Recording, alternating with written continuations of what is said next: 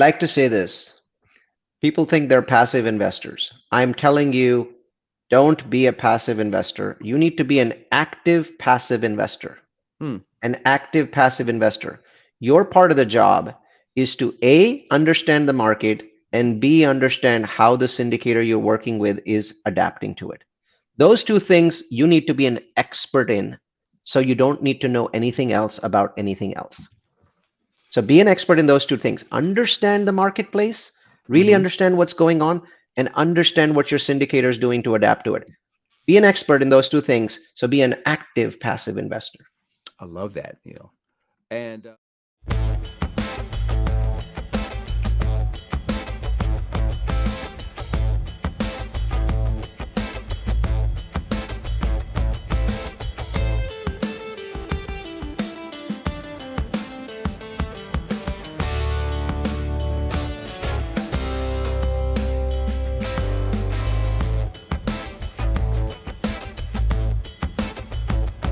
all right, guys. Hey, welcome to another episode of the Practical Wealth Show. So I have a not a stranger to the Practical Wealth Show. So after Mr. Neal Bawa on probably your third or fourth time on the show, Third and time, he's a yeah. affectionately known as the mad scientist of multifamily.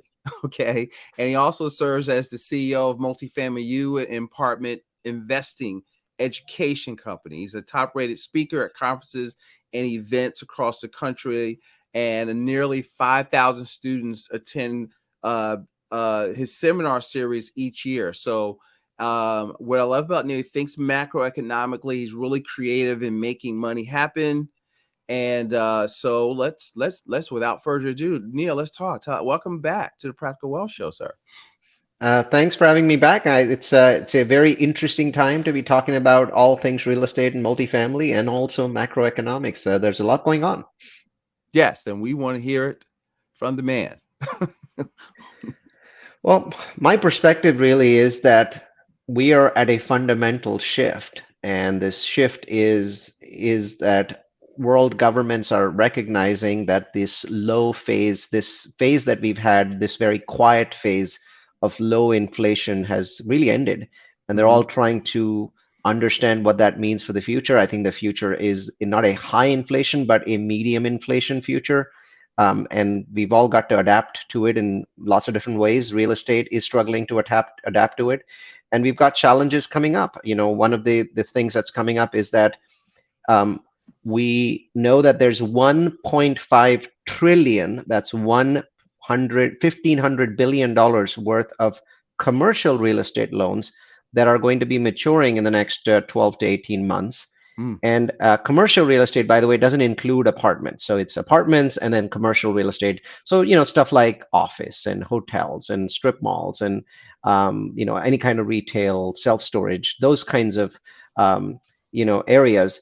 They have these loans coming up for renewal, Curtis, and it seems like nobody wants to renew them because the value of all these assets has dropped, or Mm-hmm. most of these assets has dropped, especially in the office side. Mm-hmm. Retail, maybe a little less. Other asset classes like storage and industrial have not seen as much of a drop. But as these assets have dropped, nobody wants to renew them and the loans. And the big reason for that is simply this: it's Silicon Valley Bank. So Mm. what SVB did is that it took a bunch of money that the small to mid-sized banks had and moved that money to these super too big to fail, super large too big to fail banks. So banks like Wells Fargo and JP Morgan Chase saw massive deposits because there were lenders, people like me, that were sort of fleeing to those areas, Mm-hmm. and the small banks saw massive loss in deposits. At the same time, because of what happened at SVB, where they basically did a bunch of things that they shouldn't have done, the Mm-hmm. Federal Reserve is now ordering mid-sized banks to do full reviews of their balance sheet, look at the loans that they're handing out, and do what is known as mark to market. Mark Mm-hmm. to market is a process where you say, okay, well, when I gave this property a loan, its value was 20 million, the loan amount was 12 million. Well, now what you're saying is this property was 20 million then, but today it's only worth 15 million, right? And so Mm-hmm. my loan is still $12 million, but because the property is only worth 15 at a 70% LTV, my loan's only worth 10.5 million. It's not worth 12. So I'm marking down the value of my loan from $12 million to 10.5. Well, that's bad, because as the banks mark down the values of their assets, it reduces the amount of money that they can lend, right? In Uh-huh. addition, Hmm. they've lost massive amounts of deposits to the big bank. That also reduces their ability to lend. So now it's a double whammy. On the existing assets, they have to mark down the value. On the assets that they don't have anymore, they can't lend on that. Remember, banks, if you give them a buck, they can lend out a buck, right? Right.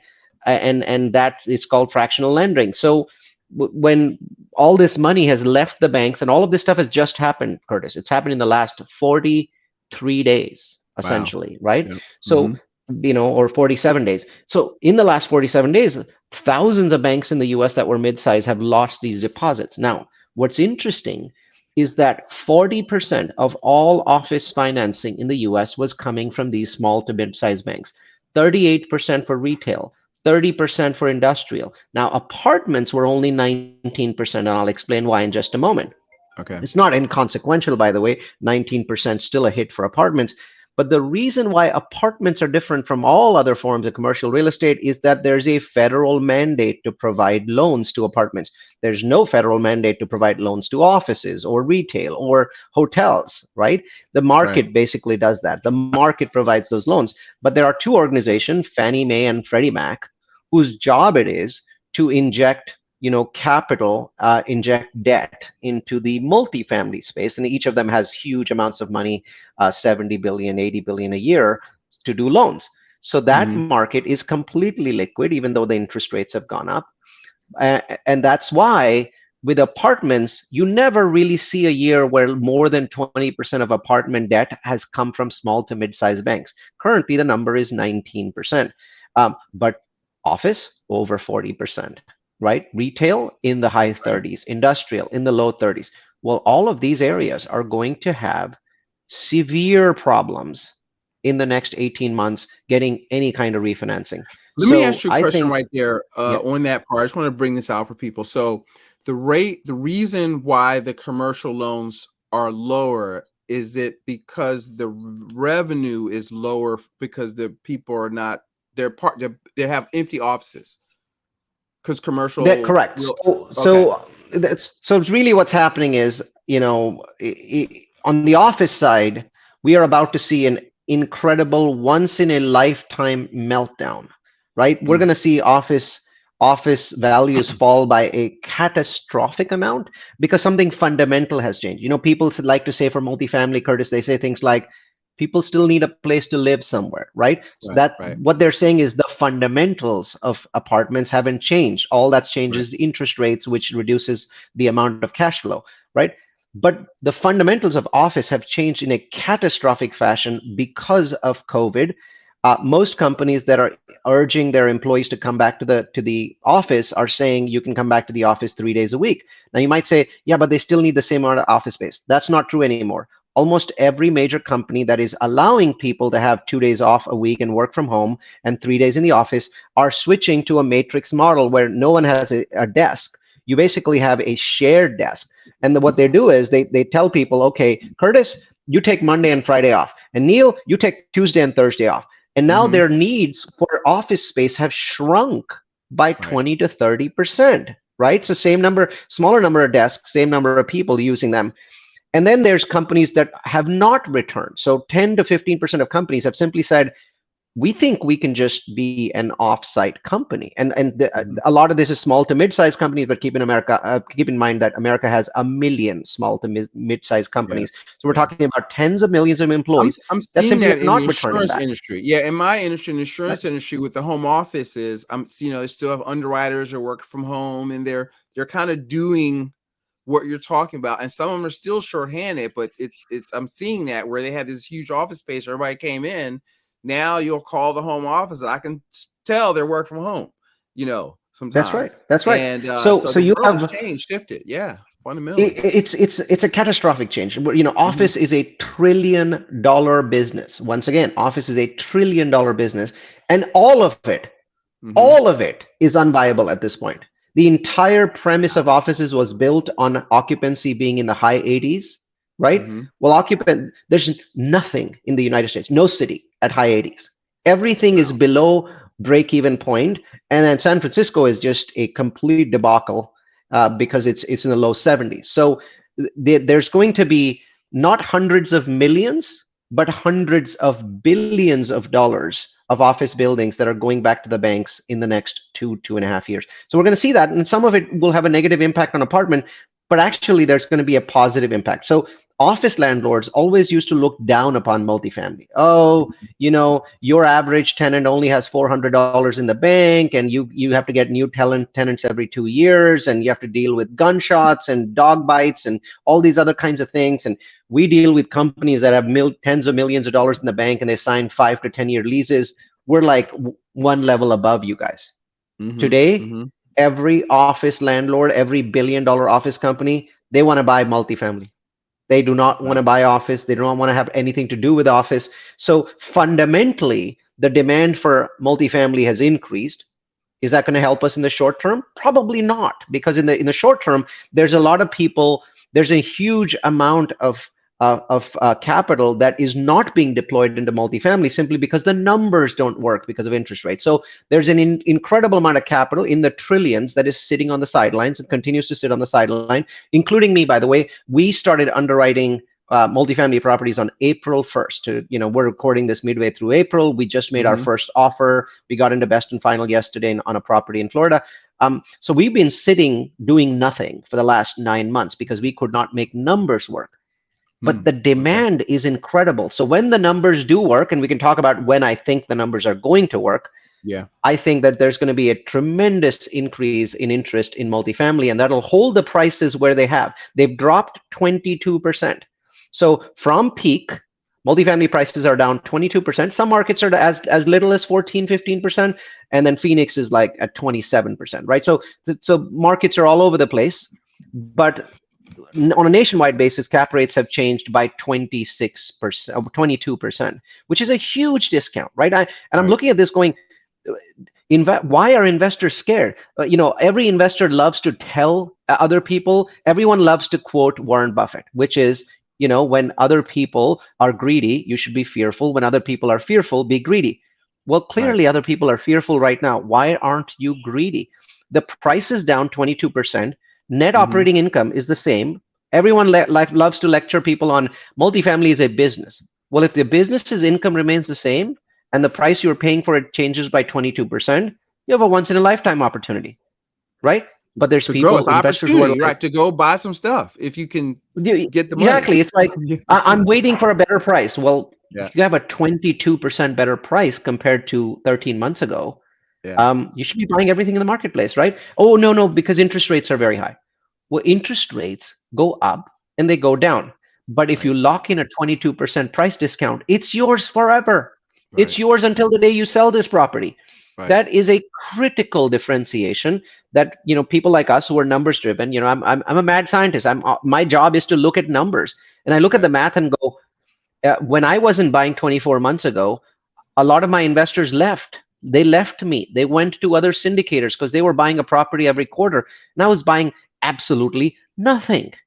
And now they're not investing with me because they've had a bad time with those syndicators with the cash calls and the, oh my god, I might lose all of my money. And so I feel like I'm not really getting rewarded for sitting out in the last 24 months because Right. my investors are basically taking their bad experiences with my colleagues who went out and bought a bunch of properties, and on the basis of that they don't want to invest with me today. So it's a sort of a strange situation, and I'm dealing Right. with it as best as I can.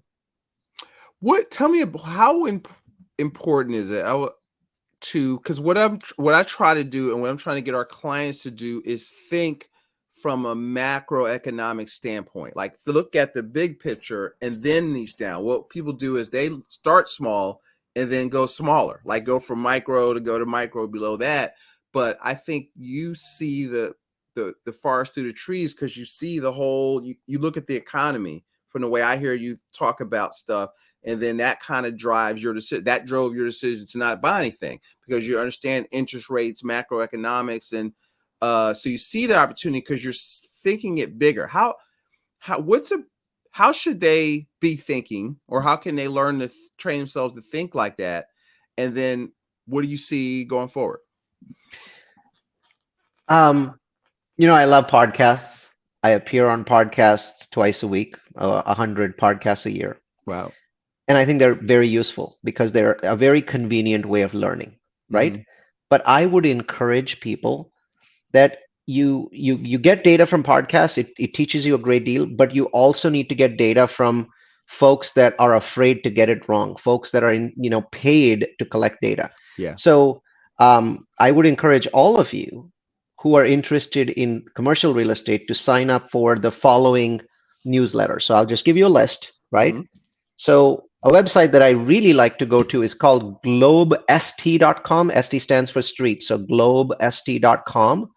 And Globe Street publishes data on the multifamily and real estate marketplace, and you learn a lot. For example, I'm looking at you right now, Curtis, but on the right side I've got the Globe Street website up. So just on the homepage, deal activity shrank 56% in Q1 as cap rates rose 30 basis points. Rising office fit out costs are leaving projects on shaking grounds. Big banks say debt ceiling limit could hit by mid-June. Life insurance lenders are not going to provide a lifeline for office owners. That's just the first four articles today on this Wow. website. Can you Mm-hmm. imagine how much you would learn if you went to this website once a week? Right. Right? Yep. So to me, it's really important to take what you're learning from podcasts, which is easy to digest, chunk by chunk information, and then pair that up with experts in the industry that are writing articles on websites like globest.com. I subscribe to the Marcus and Millichap newsletter. I subscribe and I go to their webinars. I subscribe to the Yardi Matrix webinars. Absolutely phenomenal, great understanding of the industry. I subscribe to the CBRE newsletter. These are people that are selling hundreds of billions of dollars of real estate every year. And when you sell hundreds of billions of dollars of real estate, it gives you a viewpoint that we can't have, right? Because it's like they're seeing thousands of different multifamilies move in 50 states. Right. And that gives them a perspective, this 35,000 square foot perspective. They're not charging any money for these.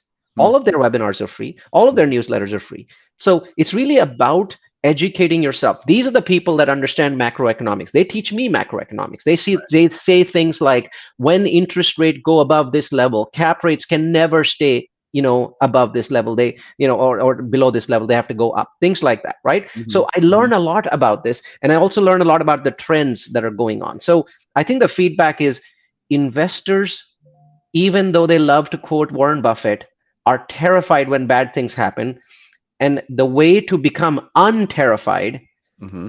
is to empower yourself with data from high quality sources.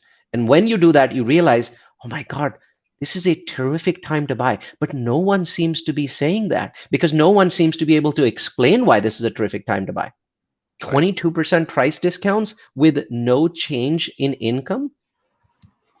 Wow. Seems like a Yes, good time to interest buy to rates. me. Yes, Yeah. yes, you're going to suffer in the first year because your cash flow is going to be close to zero. My point though is, all that's happened is you got a 22% discount on a property, where 1% of that, maybe 2% of that was your cash flow. So let's just knock down that 22% to 20 because you lost 2% in cash flow, right? Mm-hmm. Mm-hmm. You still got a 20% discount. That is huge. And a lot of people are like, 20% doesn't seem like much.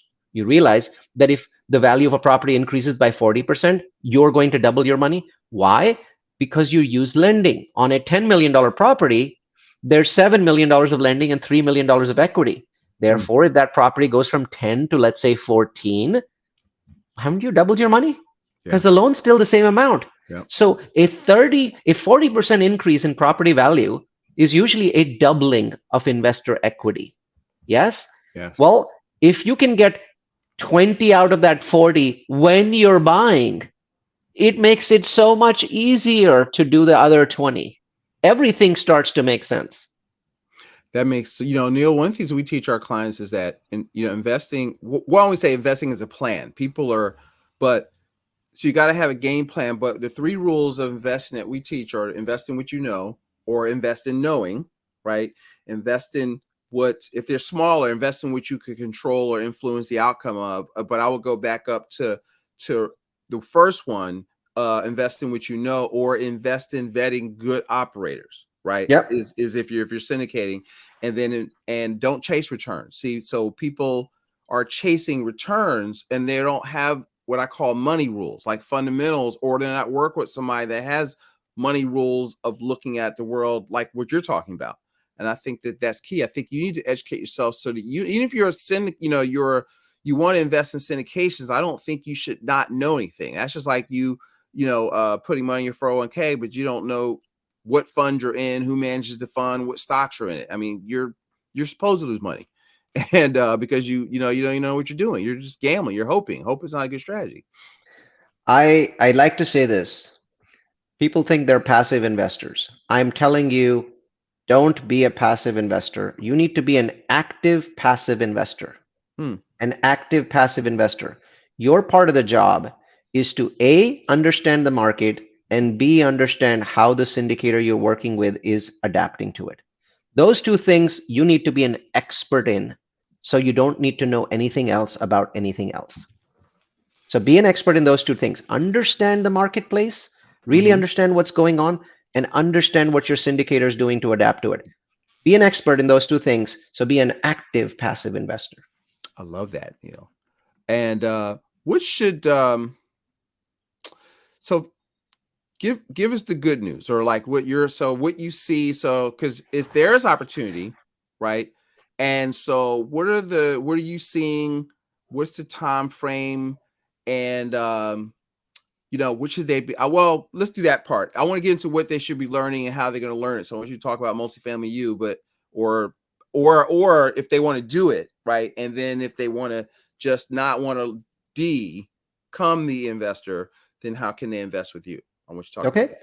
So first, I'll start with the good news. Number one, it's clear to me that inflation is down. And I look at forward-looking data. I go to a website called Freight OS. That's freight followed by the words os.com. And I look at shipping container costs from China to the United States because that is an indicator of demand and supply. Hmm.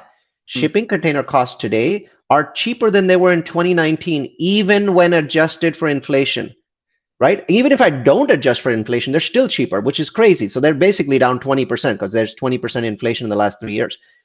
That shows me that demand is down. When demand is down, inflation cannot be high. So expect inflation to continue falling. Another component of inflation has been rents. Rents are a big, big part of inflation, and rents have been high. They've been crazy. But for the last 12 months in the United States, rents have dropped by 0.4%. Hmm. Flat. No growth, no decline. They're flat. When rents are flat, inflation has to fall. So because rents are a big, perhaps the biggest component of inflation. So Right. we are clearly seeing inflation move in the right direction, and that is buying the Federal Reserve time to not raise rates aggressively, to start cutting them later in the year. So I think that there's normalization. We've been through a very painful cycle, and there's definitely light at the end of this tunnel. This is why I am timing all of my properties now. I am looking to buy them at this point of time in the next 6 months. I want to stay in contract as late as possible because I believe what is going to happen is later in the year, as we go into a recession, which in my mind is guaranteed, Mm-hmm. we will see the Federal Reserve start to cut rates. Maybe they cut in September, maybe they wait until October. But when the moment they cut rates, we should see much lower mortgage rates. And so at that point, though, if you're not in contract, sellers will know that rates are going down. They'll start hiking up their prices. So you have an Mm-hmm. opportunity, a window of opportunity between now, April, and October to put properties in contract and not close them. Don't buy those properties. Put them in contract. Stay in contract. Remember, with multifamily properties, you can stay in contract as much as 5, 6 months, and you can really drag it out, right? Mm. Okay. We want to drag it out. We want to drag it out as much as possible. And the more we drag it out, the better for us. For every quarter point decrease in interest rate, you are creating hundreds of thousands of dollars of profits. For a 1 point increase in interest rate, you're getting the best of both worlds. You're getting that huge price discount up to Mm-hmm. 22%, Mm-hmm. but you're also getting lower interest rates as they go down. So right now, my message for people is get properties into contract and don't close them. Okay. I love that. strategy.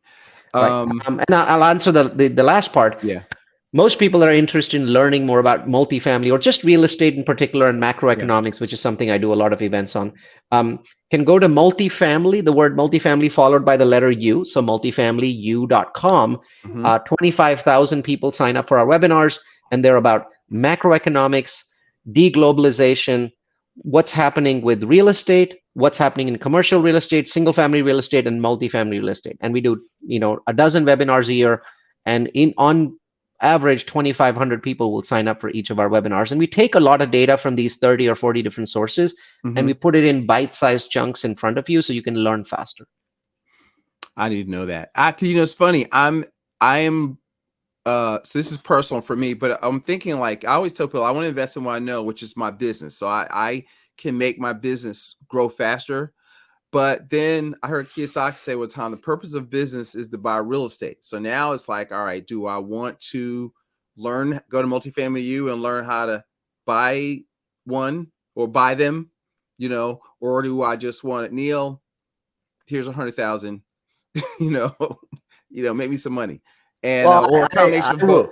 yeah, I would not agree with Kiyosaki on some of these things. I would say you should continue to be active and buy some real estate that you have control over, Yeah. and then you should invest with other people. These are two different strategies. They both have benefits depending upon how good the syndicators that you find.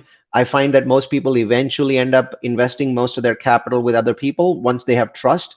But you shouldn't do that at the beginning. You want to see, if you want to invest your money with other people, you want to do that over a very slow period of time. I wouldn't even say 5 years, over 10 years. Establish trust. Let them sell multiple properties. Let them make money for you multiple times.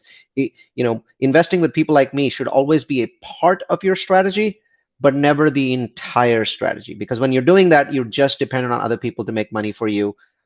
Be an active, passive Right. investor. That is so powerful. I'm gonna make that a snip we put out there, because that's so good, because that's great advice, great wisdom, clarity, because I wasn't sure how I felt about that. A lot of people I run into, they're good at their thing and they don't want to give it to somebody else, but then I see people now, they're okay, well, I'm willing to not do all this stuff and I've got some capital, but I think it's wise, like, even as I think about it, for me, I should know how to do this, and then I can see doing both. I can see the wisdom and always make my business the driver, but I need to diversify where the money comes from. So I think that's brilliant. So multifamily U, if you want to learn how to, just learn about the market. I had a couple of I have to find them again, but I had a couple of I didn't know they were students till I had Ann on, and I said, "Oh yeah, so and so and so so are our students," and they had just closed on a 140 unit property, and they did, so their thing works, because I've interviewed some people that have gone through multifamily U that are doing the thing, which is started down in two brothers from Cameroon who are down in Maryland that I have to reach out and see how they're doing, right? And tell me about, so now tell us about but you have more macroeconomic things, grow capitis, and what you're doing with that, and why should they, want to follow you there also? So Grow Capitalist takes the macroeconomics and makes investments. So Hmm. we do that on two bases. One is I look at macroeconomics and I post the data on a website called udemy.com. All my data is free, by the way. So Hmm. udemy.com. So you can just simply type in Udemy, the word Udemy space Neal Bawa, and you'll notice that right now there's 11,000 nerdy people taking a very simple 90-minute data science course. And that course basically explains what we do and how it has benefited us in the past. Okay, Hmm. what is our process? What's our system? By the way, you can take it and do it yourself. You don't need to, it's we internally we improve it because we can afford to pay for paid data. But Right. still 80% of what our system is available for free. The course is free, and the data that we use in the course is also free. So you can do it yourself. And I do recommend that you get into that. Hmm. So on the one side, we use that data, and that tells us where in the United States to buy and when. A lot of people are like, Phoenix is doing well. Yes, but too many people know that. You should have known that 24 months ago or 36 months ago for you Hmm. to be a beneficiary. Knowing that a city is doing well does you no good at all because you're last one in. And all that's happening is there's a bunch of other people that know that Phoenix is good at this point in time, and they're driving up the price for you and everyone else. And so you're last one in. Last one in is a sucker, right? So Right. you've got to know where the next city is, which means that you've got to catch them on their upswell, not while they're at the top. So I can tell you, I've invested in Phoenix, but Phoenix may not be the best place to invest in today. It's a great market, but it doesn't have the momentum today that it did 24 months ago. So we try and find out the momentum and we try and invest in those properties. And when we do that, we see huge returns. I mean, look at our website, it'll tell you the story. We are very transparent. We just tell you which properties made how much money. That information is auditable. We're absolutely and completely transparent with our successes and failures. So check those out at growcapitus.com, GROCAPITUS.com, and it'll give you more information about what we do and how we do it. All right, that's awesome. I always want to go back so you can go to Udemy. You can follow this stuff. See, I love that he's giving you all these places where you can learn to learn, right? And learn to read. The numbers tell the story, what's going on. I had a mentor tell me, Neal, if you know what's going on, you'll know what to do. Yes. And Yes. right, most people don't know what's going on. And then I think that you should, just like put it up on your wall. Be an active, passive investor. I might print that out and put, put that on the wall next to Carpe Diem. Seize a day, but be a passive active investor. I think that is absolutely brilliant. Neal, anything I didn't ask you as we close? I know you have to do a bunch of these. That I should ask you, or I didn't ask you that you want to get out, in this talk. Um, this is not the right time to be fearful. You're going to miss a lot of opportunities. All of you said to yourself and you promised yourself that if there was a situation like 2008 or 2009 again, you wouldn't do what you did in 2008 and 2009 because you would go to every cocktail party and they would tell you how real estate was horrible. And we now know that if you were buying real estate in 2009, you have made an enormously large amount of money, right? Yep. Why? Because it was down. But the news was all bad. Well, today the news is all bad about real estate. And it's down. It's not down 40% like 2009. It's down 22%. But that's still an enormous amount of money. So train yourself to understand the math. This is not the time to be fearful. I love that. And is specifically to the multifamily, or would you look at smaller or like 2 to 4 units, the same boat, or are we talking about multifamily? I would not make that comment for anything that's one, two, three, or 4 units because the price, those that is called the single family market up to 4 units, Yeah. and the prices there have only dropped by 5%. You might say, why such a huge difference? The answer is debt. So Mm-hmm. 99% of everything that was purchased in the United States before interest rates rose was 30-year fixed debt. People haven't felt the need to get rid of it. Rents are high. Single family rents are actually doing even better than multifamily. They are growing. So multifamily rents are flat. Single family rents are at 5%. So those landlords haven't felt a need to sell their properties. They're just sitting on them. So I don't think that there's an opportunity in the 1 to 4 unit at this point in time because there's no distress, there's no pain, there's no one screaming and saying, buy my property. 5%, I think, is too small of a number to get excited about. I love what you said. That's a great distinction. I'm glad you pulled that out, because now I want you to know why you might need to learn this stuff, because it's a little more complicated. I don't, but that's good because that means you have less competition of people that actually want to work and how to learn stuff. So you have to go where people aren't. Okay. And go where the people aren't. So majority is usually wrong. So listen to the majority and, go where the opportunity is and be aggressive is what I'm hearing. Today is time to be aggressive. Time to be aggressive. I've been sitting on the sidelines for a while, but I know that my window of opportunity will close within the next 9 months. Okay. All right. That sounds good. Neal, thank you for coming back on the Practical Wealth Show. Always dropping gems, and I think this is very actionable stuff. So I hope you're hearing this when the show drops, probably next week, and go out and go learn some stuff, or go check out. Hey, maybe I don't feel like learning all this stuff, but Neal knows this stuff, and I'm going to give him, develop a relationship. One of those two or both. Right. So, Neal, thank you so much for coming back on the Practical Wealth Show. Thanks for having me back on. It's always a pleasure. All right, my pleasure. Guys, go out there and make it a prosperous day.